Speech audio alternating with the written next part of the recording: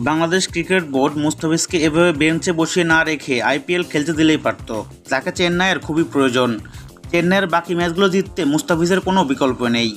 মুস্তাফিজকে নিয়ে একই বললেন ভারতের সাবেক হার্ড-হিটার ব্যাটসম্যান ইউসুফ পাঠান। এবারের আইপিএলে দারুণ ছন্দে ছিল মুস্তাফিজ। চেন্নাই দলের মূল অস্ত্র হয়ে উঠেছিলেন তিনি। বাংলাদেশের কোনো ক্রিকেটারকে আইপিএলে পর্যাপ্ত সম্মান না দিলেও মুস্তাফিজকে যথেষ্ট সম্মান দেখিয়েছে চেন্নাই। অথচ সেই মুস্তাফিজকেই দেশে ফিরিয়ে এনেছে বিসিবি। এমনকি তাকে দিয়ে কোনো ম্যাচ না খেলিয়ে বেঞ্চে বসিয়ে রেখেছে। মুস্তাফিজকে ছাড়াই আজ পাঞ্জাবের বিপক্ষে মাঠে নেমেছিল চেন্নাই এবং দুর্দান্ত এক জয় তুলে নিয়েছে তারা।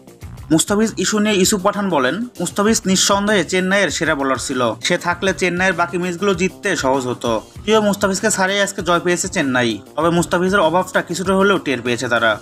যদি জিম্বাবুয়ের বিপক্ষে না খেলে বেঞ্চেই বসিয়ে রাখা হয় তাহলে আইপিএল খেলতে সমস্যা কোথায়? আইপিএলে একটি ম্যাচের পর আরেকটি ম্যাচ আসতে পর্যাপ্ত সময় থাকে, সেখানে মুস্তাফিজ বিশ্রাম নিতে পারত।